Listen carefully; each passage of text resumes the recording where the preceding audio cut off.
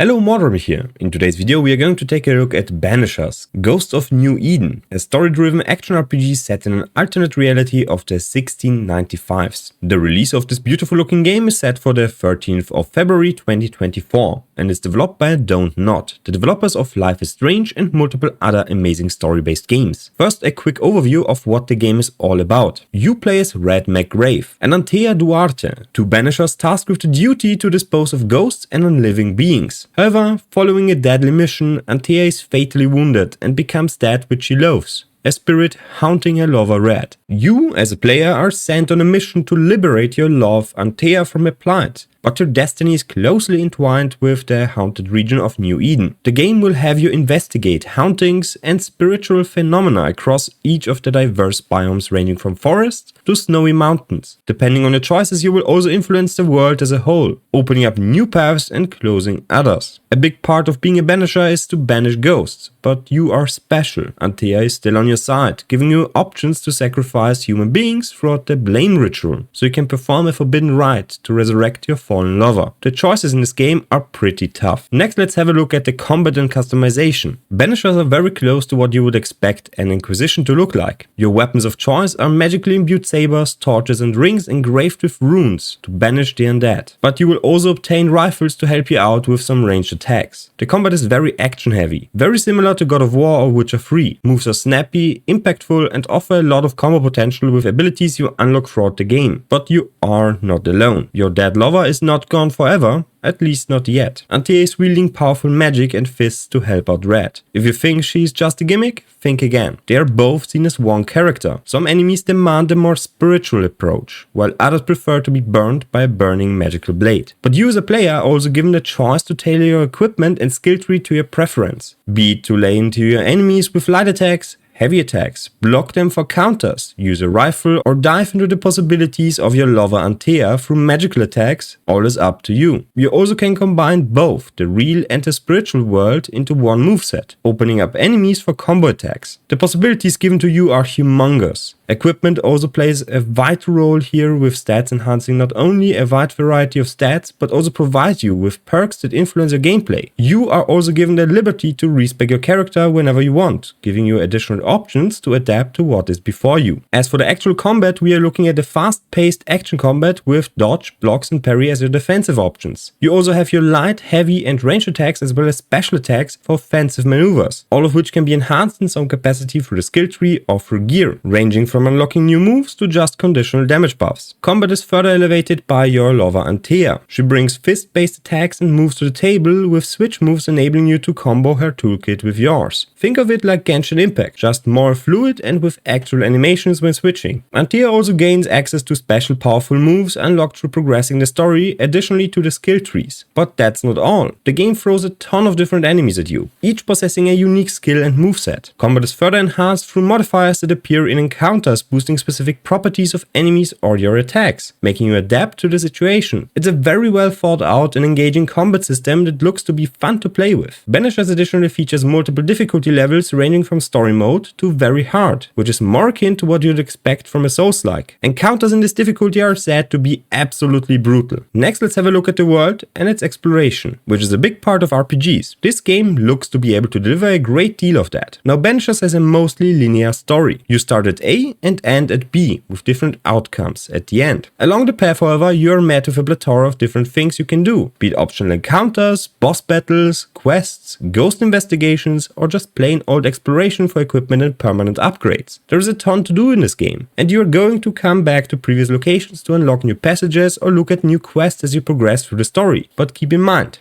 a lot is optional. You can adjust the difficulty to your liking, giving you the option to tailor the experience to yourself. If you are not into exploration or min-maxing, you don't have to. This large amount of freedom is perfect for the story-heavy game. You can just drop the side stuff whenever you want and go progress the main objective. You can also decide to come back later once you are stronger. The game has no level scaling, making the progress of your character permanent and very important. Think of it like Elden Ring. You can do a tough boss now, but you can also grind out some side stuff and come back later with a lot more power. more. But in this game you also have the difficulty slider. Overall, it looks like a big win. But we are not done. A world is nothing without its characters and looks. The biomes are diverse. You venture into forests, swamps, mountains, mines and more, each offering you new challenges in unique locations, with new mechanics and enemies to overcome. But in Souls-likes you would be mostly alone, not in this world. It is hostile, but not uninhabited. NPCs you come across can trade with you, engage in conversations for the simple purpose of conversing with you, or provide you with quests or hint towards objectives. It's a living, breathing world, with all its gossip and its small and big problems. Banishers Ghost of New Eden is shaping up to be an amazing action RPG with an incredible story. This game seems to combine some of the best elements the genre has to offer, taking influence from games like God of War and Witcher 3, which are considered to be the best around. From the beautiful graphics to the amazing looking combat with its deep customization and the interesting unique setting, everything looks amazing. With that said, let's hope they stick the landing and provide us with a memorable, polished game for years to come. Now this sums up the video. If you liked what you saw, please consider leaving a like. If you have any questions or remarks, make sure to comment down below and subscribe if you have not already. I will also be covering Banishers Ghost of New Eden once it's released. And sorry for my voice, I am currently ill. So see you next time and bye.